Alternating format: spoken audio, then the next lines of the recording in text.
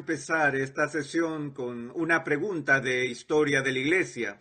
Vean si pueden identificarme al famoso teólogo que alguna vez fue descrito por un contemporáneo que tenía más autoridad que él como un cerdo salvaje. Ahora mismo es obvio que ya el nombre está en sus mentes. Me estoy refiriendo, por supuesto, a Martín Lutero. Y el que se refirió a él como un cerdo salvaje fue el Papa León.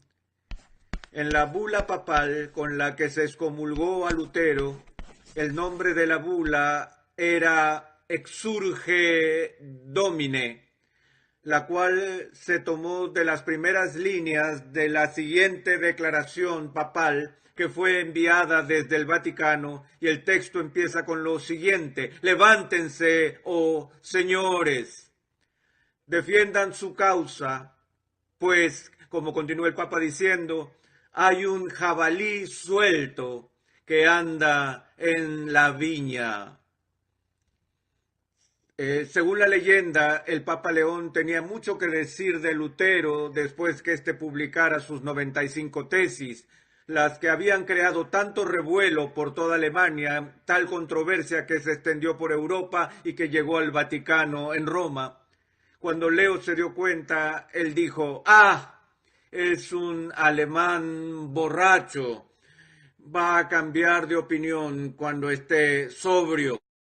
Y les digo esto para resaltar el hecho de que en el siglo XVI era aceptable que en las disputas teológicas no se discutieran los asuntos en un tono gentil o muy educado, sino más bien en una forma bastante mordaz de debate polémico. Así que si leen los escritos del siglo XVI, en ambos lados de la controversia, pareciera como si estas personas son implacables en sus ataques unos a otros. Pero aún en medio de tal multitud de polemistas despiadados, Martín Lutero era único en su especie. Era tan intransigente, tan rimbombante, a veces tan grosero, que algunos han sugerido que él sufría de un problema mental. Eso es lo que me gustaría tratar en esta sesión: el juicio desde la perspectiva del psicoanálisis del siglo XX es, o se ha establecido, que Martín Lutero estaba de hecho demente. Y si ustedes son protestantes y ese veredicto es cierto, eso significa que las raíces de su propia persuasión religiosa podría originarse en un demente. Ahora, es un tanto fascinante ver cómo los historiadores pueden pensar que pueden volver al pasado y ver crecer la hierba desde la perspectiva de 2000 años después. Bueno, no hay límites para el optimismo de ciertos psicoanalistas que piensan que pueden volver atrás en las páginas de la historia y desde una gran distancia ser capaces de diagnosticar el estado psicológico de alguien que vivió hace 400 o 500 años atrás o lo que sea. Y están aquellos quienes han llegado a la conclusión de que Martín Lutero estaba loco, que estaba demente. Pero lo que quiero preguntar es, ¿por qué? ¿Qué vería la gente en Lutero que les provocaría pensar que quizás el hombre estaba fuera de sí? Ya les he mencionado esa extraordinaria intransigencia de Lutero. Leemos, por ejemplo, su famosa obra sobre la esclavitud de la voluntad, que es una respuesta al sofisticado, erudito, humanista Erasmo de Rotterdam, donde Erasmo había escrito una obra en contra de Lutero titulada La diatriba, y cuando Lutero le respondió a Erasmo, le diría cosas como estas: Erasmo, eres tan tonto, un estúpido idiota. Él decía: ¿por qué tendré que tomarme el tiempo de escuchar tus endebles argumentos? Él dijo: oh, tú eres elocuente, tu pluma es maravillosa. Él dijo: pero leer el material que has escrito, le dijo, es como ver a alguien caminando por la calle llevando platos de oro y de plata, pero que están llenos de estiércol. Así es como Lutero iniciaba un debate teológico. No voy a traducir esas palabras a la lengua vernacular, pero creo que se entiende la idea. Lutero no solo era intransigente en su discurso, sino que era claramente neurótico, en especial con su salud. Era hipocondríaco. Toda su vida sufrió de ansiedad nerviosa y un estómago delicado. Toda su vida me identifico con eso. Tenía cálculos renales, sé que es eso. Predijo su muerte 6 o 7 veces. Cada vez que Lutero tenía un dolor de estómago, él estaba seguro que era algo mortal. Y siempre estaba chequeando a su alrededor por si el ángel de la muerte estaba por caerle en sorpresa y lo visitaba con algún tipo de juicio. Sus fobias eran muchas y legendarias. Tenía un miedo tal a la ira de Dios que al inicio de su ministerio alguien le hizo esta pregunta: hermano Martín, ¿tú amas a Dios? ¿Saben lo que dijo? Él dijo: amar a Dios. Me preguntas si amo a Dios. Amo a Dios, a veces odio a Dios. Veo a Cristo como un juez destructor que solo me mira para evaluarme y hacer caer aflicciones sobre mí. Imagínense a un joven preparándose para el ministerio que declara que pasa por periodos de odio a Dios y que ese odio estaba muy relacionado con este miedo paralizante que Lutero expresó que tenía para con Dios. Sabemos que cuando Lutero era joven, su padre tenía planes para que fuera un distinguido abogado. Y el viejo Hans Lutero, un minero de carbón de Alemania, ahorró dinero para hacer posible que su hijo vaya a la mejor escuela de derecho en el continente. Y cuando Lutero llegó a ser estudiante de derecho, se distinguió rápidamente como una de las mentes jóvenes más brillantes en el campo de la jurisprudencia en toda Europa. Pero en medio de esta experiencia, una tarde él estaba regresando a casa, montando a caballo, cuando de repente una tormenta surgió de la nada. Y Lutero se encontró atrapado en el camino y en medio de una violenta tormenta eléctrica. Y los rayos eran brillantes y los truenos estallaban cuando de repente un rayo cayó tan cerca de su caballo que Lutero fue arrojado del caballo al suelo. Y luego al punto que tuvo que tocar su cuerpo para ver si todavía estaba vivo. Allí lo que hizo en medio de ese encuentro tan cercano con la muerte fue clamar: Santa Ana, ayúdame, me convertiré en un monje.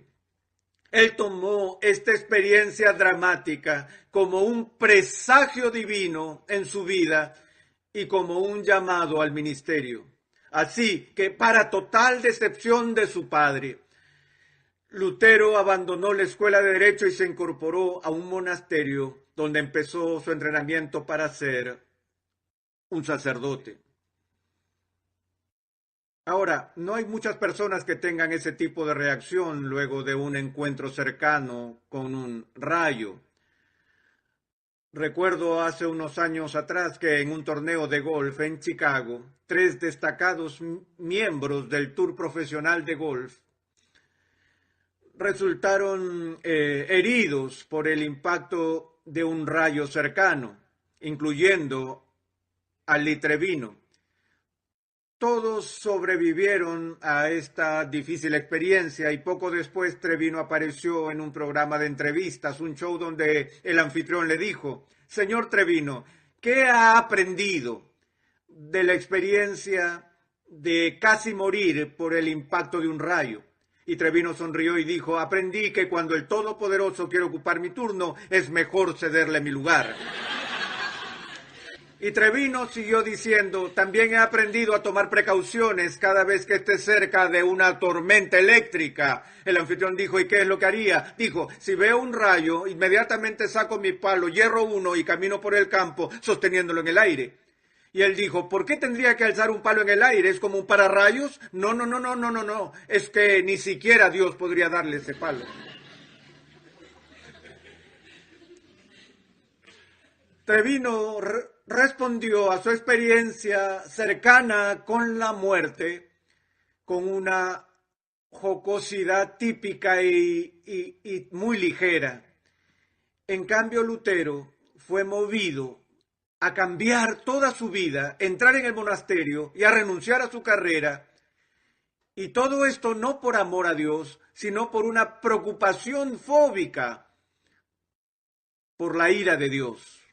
Entonces, cuando el día finalmente llegó en que Lutero sería ordenado y celebraría su primera misa, y finalmente su padre y su familia habían hecho algo de paz con la decisión precipitada de su hijo, hasta Hans Lutero decidió ir y asistir a la celebración de la primera misa que su hijo iba a realizar. Y como saben, Martín Lutero se había distinguido en la escuela como un destacado erudito y como un orador excepcional. Así que la gente estaba esperando con gran expectativa por su presentación y el desarrollo de su primera misa.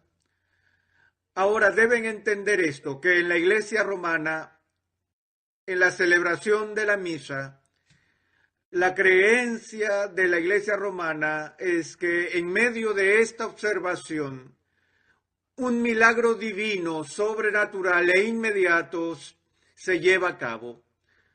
Cuando durante la oración de consagración, que solo puede ser ofrecida por aquel que ha pasado por la santa ordenación y ha sido consagrado como sacerdote, durante la oración de consagración el milagro se lleva a cabo, el milagro conocido como la transubstanciación, donde a pesar de la apariencia del pan y el vino sigue siendo el mismo y nadie puede reconocer ningún cambio observable en esos elementos. Sin embargo, Roma cree que hay un cambio sustantivo, un cambio esencial en esos elementos que ellos llaman transubstanciación, es decir, que la sustancia del pan y del vino se cambian a la sustancia del mismo cuerpo y sangre de Cristo.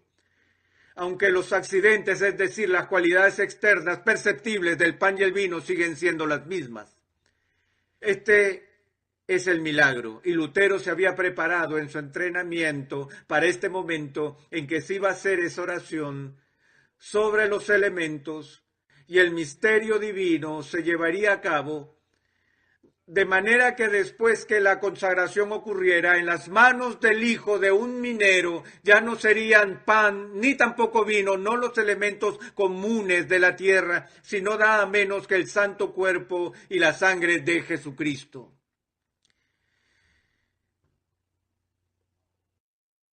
Y así llegó el momento en la misa en que se pronunciaría la oración y todos esperaban que Lutero dijera las palabras de la consagración.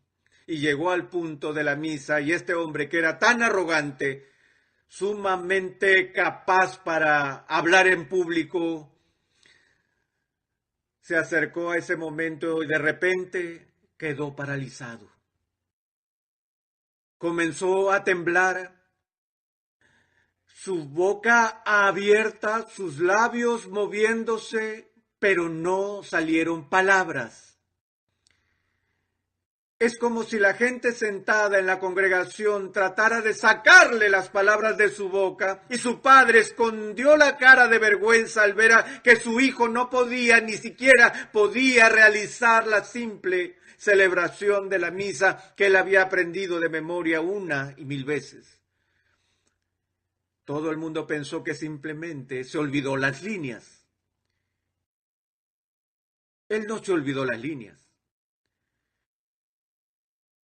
Finalmente solo las murmuró y rápidamente completó la misa y dejó el altar con una profunda vergüenza.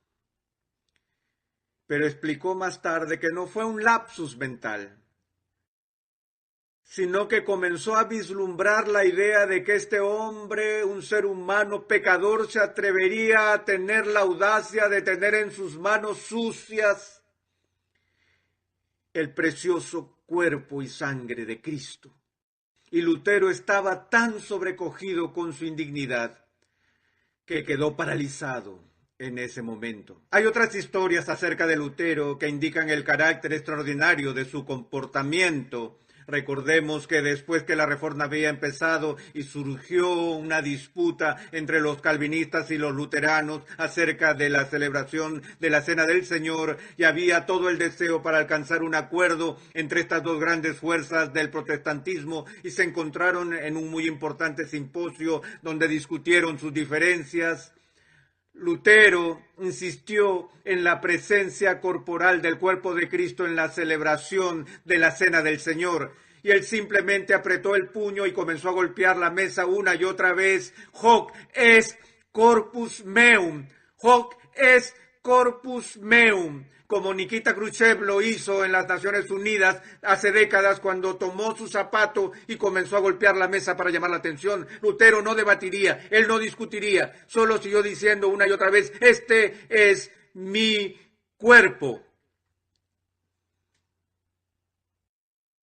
Era un tipo extraño.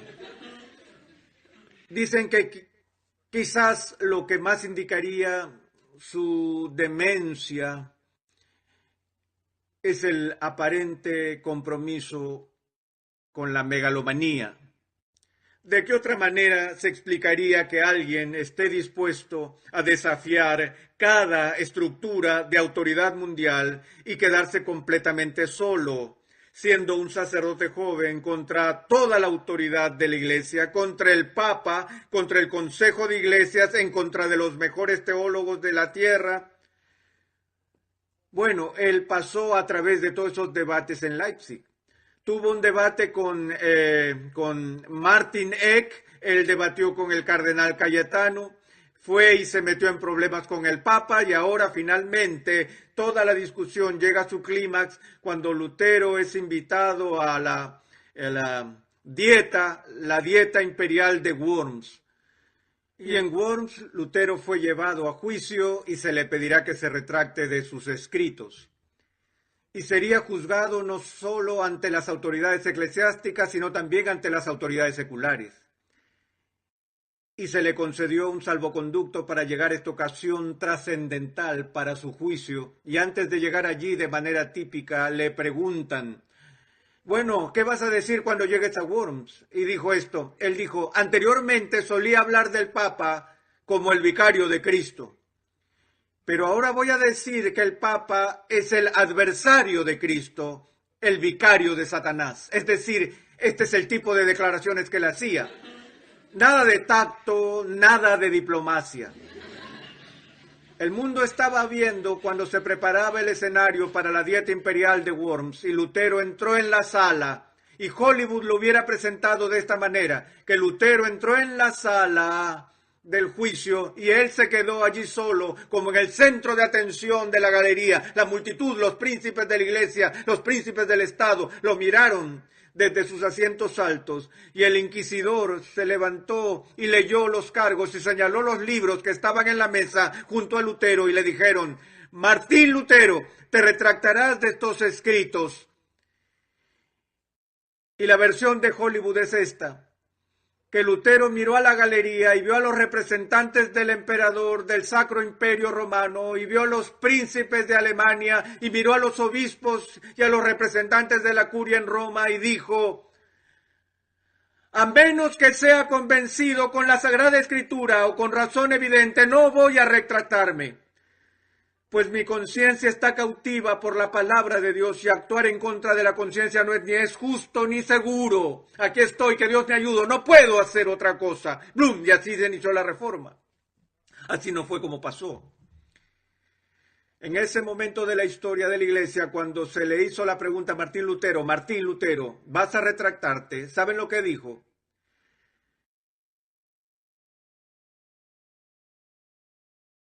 Él contestó la pregunta y nadie en la sala pudo oír lo que había dicho. Ellos dijeron: ¿qué dijo? ¿Qué dijo?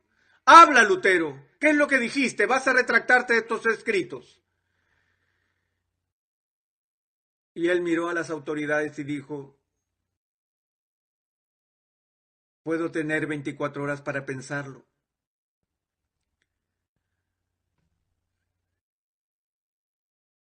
No sabía si estaba en lo correcto. y se le concedió el tiempo adicional y se retiró a su celda a orar en privado y meditar, y escribió una oración esa noche que ha sobrevivido hasta hoy, y me gustaría leerles una porción de esa oración para que puedan tener una idea de la angustia del alma que Martín Lutero soportó la noche antes del veredicto final. Para Lutero, este fue un Getsemaní privado.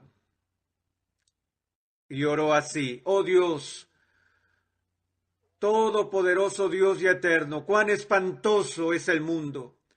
Mira cómo su boca se abre para tragarme y cuán pequeña es mi fe en ti. Oh, la debilidad de la carne y el poder de Satanás. Si tengo que depender de cualquier fortaleza de este mundo, todo ha terminado.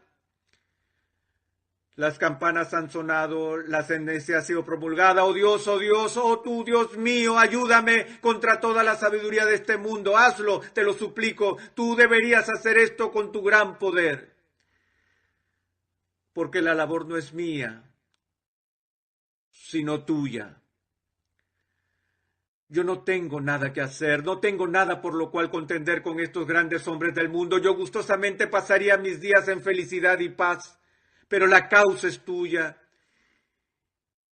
y es justa y eterna. Oh Señor, ayuda, oh fiel e inmutable Dios. No me apoyo en hombre, sería vano. Todo lo que es del hombre se tambalea. Todo lo que procede del hombre debe fallar. Dios mío, ¿acaso no me oyes? Dios mío, ¿acaso no vives más? No, tú no puedes morir, tú no haces más que esconderte. Tú me has elegido para esta labor, yo lo sé. Por tanto, Dios, cumple tu propia voluntad y no me abandones por amor de tu amado Hijo Jesucristo, mi defensa, mi escudo, mi fortaleza. Y continúa de la misma manera. A la mañana siguiente, cuando Lutero regresó a la sala en la dieta de Worms, y de nuevo el inquisidor le hizo la pregunta, él dijo: hermano Martín, ¿se retractará ahora de estas enseñanzas?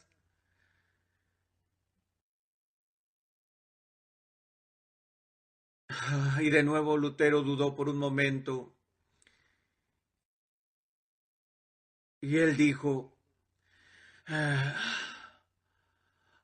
no ser que sea convencido por las Sagradas Escrituras, o por razón evidente, ¿no ven que no puedo retractarme? Mi conciencia está cautiva por la palabra de Dios, y actuar en contra de la conciencia no es justo, no es seguro. Aquí estoy. No puedo hacer nada más. Dios, ayúdame.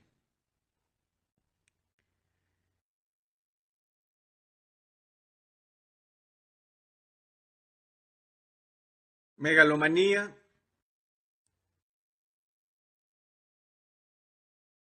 visiones de grandeza, tal vez.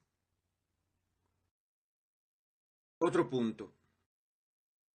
De hecho, el aspecto de la vida de Lutero que realmente hace que se piense que estaba loco se remonta a sus años en el monasterio.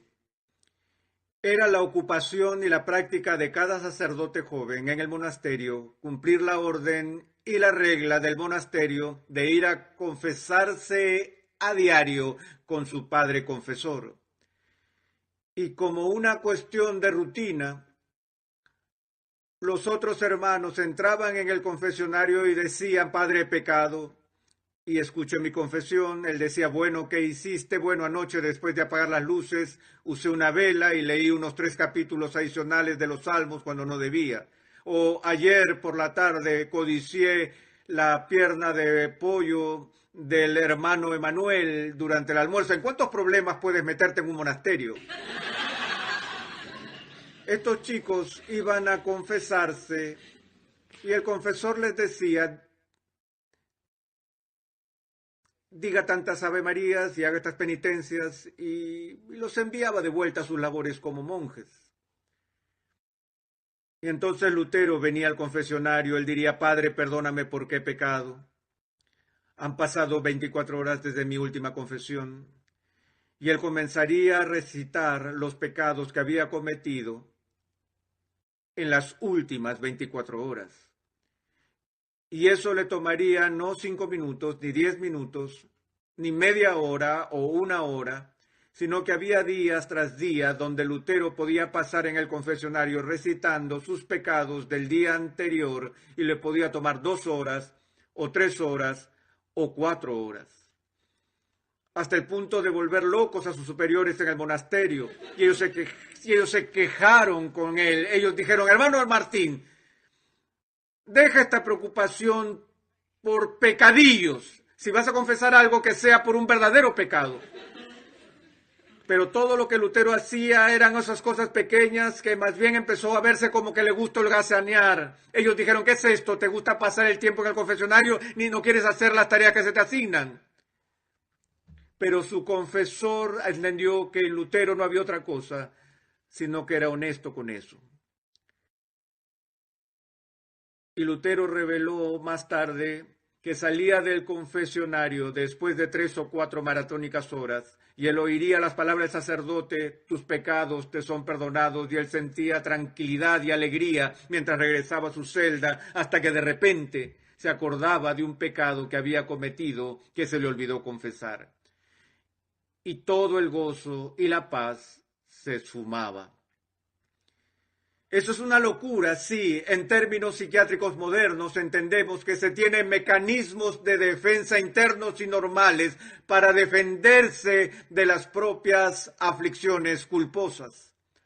Somos muy adeptos a negar la culpa o justificar la culpa como seres humanos. Dicen que a veces hay una línea delgada entre la locura y el genio, y que aquellos que son genios a veces cruzan de un lado a otro la línea. Yo sospecho que tal vez eso es lo que pasó con Lutero, porque la cosa que los psiquiatras pasan por alto sobre este hombre es esto: que antes de que Lutero haya estudiado teología, él ya se había distinguido con brillantez como estudiante de leyes. Y él tomó esa mente aguda, esa mente entrenada en derecho, y él aplicó a la ley de Dios. Entonces miraría la ley de Dios y sus demandas, la plenitud de las demandas de la perfección, y se analizaría a sí mismo a la luz de la santa ley de Dios, santa ley de Dios, y él no podía soportar los resultados. Continuó evaluándose, no comparándose a sí mismo con los demás seres humanos, sino mirando el estándar del carácter de Dios, de la justicia de Dios. Al verse a sí mismo tan horrible en comparación con la justicia de Dios, hizo que después de un tiempo comenzara a odiar toda la idea de la justicia de Dios. Entonces, una noche, mientras preparaba una conferencia como doctor en teología para enseñar a sus alumnos de la Universidad de Wittenberg sobre las doctrinas y las enseñanzas del apóstol Pablo en el libro de Romanos, mientras estaba leyendo el primer capítulo y leyendo también los comentarios y también un pasaje que Agustín había escrito siglos después, llegó a Romanos 1 y leyó estas palabras: porque la justicia de Dios se revela por fe, y el justo vivirá por la fe. Y de repente el concepto brotó en su cabeza. Lo que este pasaje estaba enseñando en Romanos es que se está discutiendo la justicia de Dios, no esa justicia por la que Dios mismo es justo, sino que estaba describiendo la justicia de Dios, que Dios provee para ti y para mí, por pura gracia, libremente, a cualquier persona que pone su confianza en Cristo. Cualquiera que pone su confianza en Cristo recibe el abrigo y el amparo de la justicia de Cristo. Y Lutero dijo: esto entró en mi mente y me di cuenta por primera vez que mi justificación que mi posición delante de Dios no se establece sobre la base de mi propia justicia desnuda, la que nunca estará a la altura de las demandas de Dios, sino que descansa única y completamente en la justicia de Jesucristo, a la que debo aferrarme en una fe confiada. Él dijo, y cuando comprendí que por primera vez en mi vida había entendido el Evangelio, y miré y vi que las puertas del paraíso se abrieron y yo las atravesé. Y es como que Lutero le dijo al mundo que desde ese día en adelante los papas y los consejos, las dietas y los reyes, el justo vivirá por la fe, la justificación por la fe sola. Dios es santo y yo no lo soy. Ese es el artículo sobre el cual la iglesia se mantiene o cae y no lo negocio con nadie. Porque es el Evangelio. ¿Es esto locura? Damas y caballeros, si eso es una locura, yo oro para que Dios envíe un ejército de personas dementes como esas a este mundo. Que el Evangelio no pueda ser eclipsado, que podamos entender que en la presencia de un Dios santo, que como nosotros que somos injustos podemos ser justificados, es por el hecho de que Dios en su santidad, sin negociar su santidad, nos ha ofrecido la santidad de su Hijo, como el amparo por nuestro pecado, que todo el que cree en Él no se pierda, mas tenga vida eterna. Ese es el Evangelio por el que Lutero estaba preparado para morir. Oremos. Padre, te damos gracias por el testimonio de este demente, que entendió con cuánta desesperación necesitamos una justicia que no es la nuestra, para cubrir nuestra propia falta de justicia. Padre, te damos gracias porque no nos pusiste al borde del abismo, del infierno como lo hiciste con Lutero, que no nos has llevado al punto de la desesperación antes de que hayamos sido capaces de ver la dulzura y la gloria de Cristo, pero si es necesario, para que cualquier persona que escuche este mensaje lo abrace, entonces ruego, Dios, que el ángel de la muerte sea enviado a la conciencia de todos los que rechazan esta gracia, hasta que como Lutero estén listos para saltar de alegría al entender que su justicia está en Cristo y solo en Cristo. Amén.